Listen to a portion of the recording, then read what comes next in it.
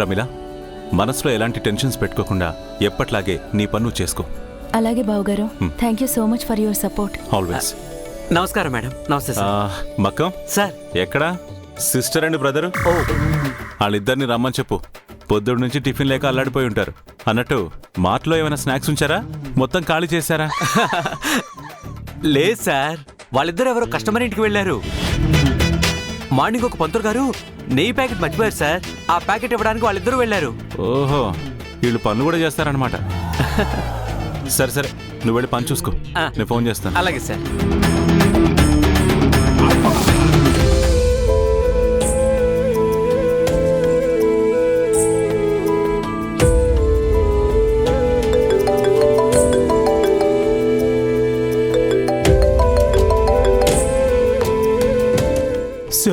ఎక్కడ మీరిద్దరు? మిమ్మల్ని పిక్ చేసుకోవడం కోసమని నేను మార్టుకొచ్చాను. మేమింటికి బయలుదేరినాం బా. మీ సంగతి నాకు తెలుసు, మీరు ఆకలికి తట్టుకోలేక పారిపోతారని. ఇదిగో, వెళ్తూ వెళ్తూ దారిలో ఏ ఇడ్లీనో బోండాలో కనిపించాయనుకో, మీ చెల్లి బ్రేక్ ఏమంటది. ఎట్టి పరిస్థితుల్లో ఆపకుండా డైరెక్ట్ గా ఇంటికి తీసుకెళ్ళు. అది కాదు బా, ఇందాక నేను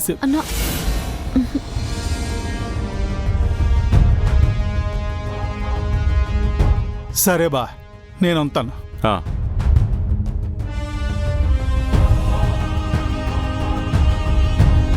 బావకు ఒక మాట చెప్తుండే, ఎందుకు సెల్లి ఆపావు?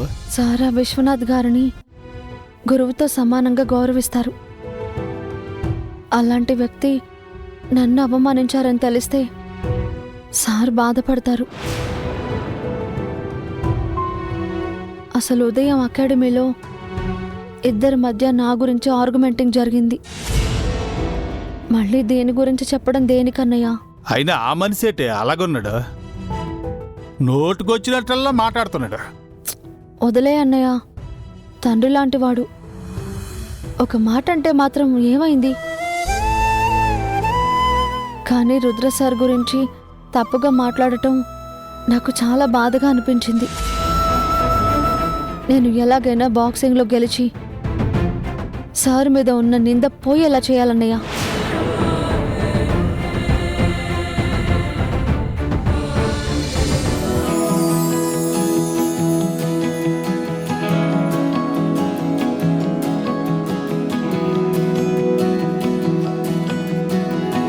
ప్రమీల గారిని ఇలా చూస్తుంటే మనసుకు చాలా సంతోషంగా ఉంది. ఎంత నిండుగా ఉన్నారు. చేతికి కూడా నిండుగా గాజులుంటే బాగుంటుంది. ఇద్దామా? తప్పుగా అనుకోరు కదా. నేనైతే మంచి మనసుతో ఫ్రెండ్లీగా ఇవ్వాలనుకుంటున్నాను. ఆవిడ కూడా అర్థం చేసుకుంటారులే. రే కార్తీక్, నువ్వు అనవసరంగా టెన్షన్ పడకరా. Be positive, think positive. Madam,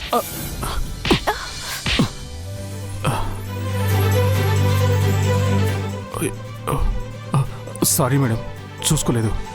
ఏంటండి మీరు? కాస్త ముందు వెనక చూసుకోరా. మీరు ఇలా సడన్ గా ప్రత్యక్షం అవుతారని నాకేం తెలుసండి. నేను అసలే టెన్షన్లో ఉన్నాను. టెన్షన్ దేనికండి? మీరు తిడతారని. నేనెందుకు తిడతానండి? కోపం వస్తే కొడతారని. మీకేదో హెల్త్ అప్సెట్ అయినట్టుంది. ఇంటికెళ్ళి రెస్ట్ తీసుకోండి. ఎక్కడ అప్సెట్ అవుతానన్న భయంతోనే అప్సెట్ అవుతున్నానండి. ఏమైందండి మీకు? చేతిలో ఏంటవి?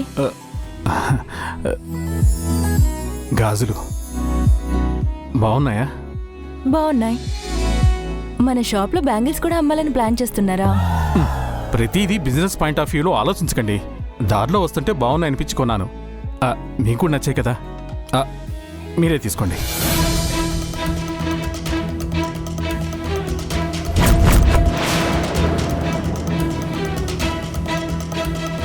ఇవి మీరు రెగ్యులర్గా వేసుకునే గాజులేనండి.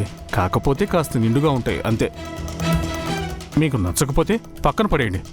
అంతేగాని అందరి ముందు చేయి చేసుకోకండి.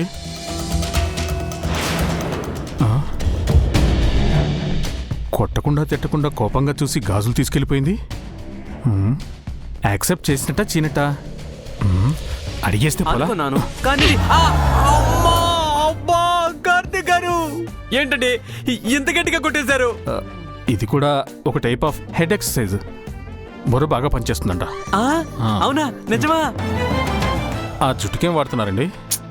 ఇప్పుడు అవన్నీ ఎందుకులేండి. లేకపోతే ఎవరైనా కావాలని ఢీ కొడతారా? పొరపాటున తగిలిందండి. ఆ, అబ్బా అలా సరే కానీ ఇంకోసారి ఢీ కొట్టండి. ఆగండి ఆగండి ఆగండి. తమరేమైనా బొమ్మరిల్లులో హాసిని అనుకున్నారా? కొమ్ములు వస్తాయని ఢీ ఇవ్వడానికి? కొమ్ములు వచ్చిన ప్రాబ్లం లేదండి, రెండోసారి ఢీ ఇవ్వకపోతే అనుకోని యాక్సిడెంట్లు అయిపోతాయంట. ఇది మరీ సిల్లీగా లేదు.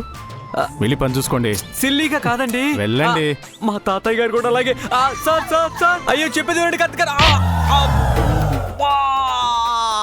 మకంగారు మకంగారు ఇలా పడిపోయారేంటి? ఇలా పడితే ఎలా ఉంటుందో చూద్దామని. గట్టిగా తగిలిందా? మీరు ఎక్కడ దొరికారండి? ఎలా పడేసారు? ఏమైంది మేనేజర్ గారు? మేడం గారు అంతా ఈ కార్తిక్ గారి వల్లే మేడం. ఒకసారి టీ కొట్టారు, రెండోసారి కూడా టీ ఇవ్వండి అంటే లేదంటే అనుకోని యాక్సిడెంట్ అవుతాయని కూడా చెప్తే సిల్లి అని చెప్పి వెళ్ళిపోయారు. నేను ఇలా పడిపోయాను. అమ్మా, అమ్మయ్య క్లియర్, ఇంకా క్లియర్, ఇంకా నాకే యాక్సిడెంట్ అవ్వదు, నేను ఫుల్ సేఫ్. ప్రమీల గారు, రెండోసారి ఢీ కొట్టకపోతే నిజంగానే డేంజరా? అనవసరమైన విషయాలు ఆలోచించడం మానేసి వెళ్ళి అకౌంట్స్ చెక్ చేయండి. సరేనండి.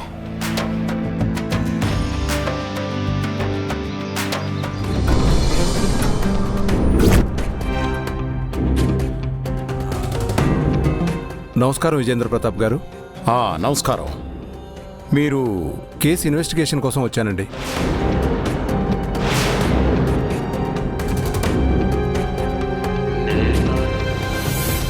ఇన్వెస్టిగేషన్ ఏ కేసు గురించి ఎస్ఐ గారు? అలా అడుగుతారేంటండి? విజేంద్ర ప్రతాప్ గారి మీద మర్డర్ అటెంప్ట్ జరిగింది కదా, ఆ కేసు గురించి మాట్లాడడానికి వచ్చాను.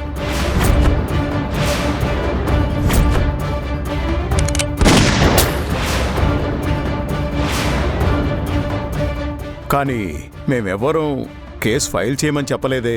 నేనిచ్చాను పెదనాన్న, నేనిచ్చాను పెదనాన్న, పెదనాన్న.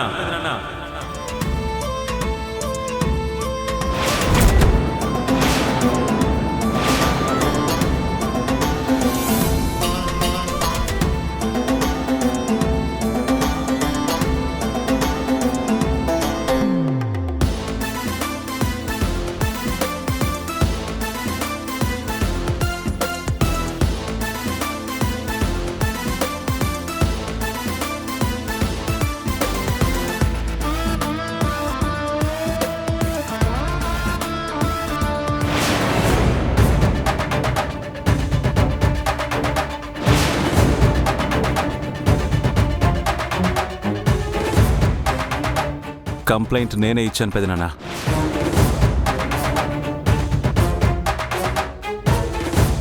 సెలే బావ కేసు ఎప్పుడు పెట్టినాడే? నీతో కానీ చెప్పినాడేటి? లేదన్నాయి, ప్రీతి కడుపుతో ఉంది కదా, వీటి వల్ల డిస్టర్బింగ్ అవుతుందని కామ్ అయిపోయారనుకున్నా. బావ ఎప్పుడు ఏడ్చేస్తాడు, ఎవ్వరికి వైనింగ్ అదే.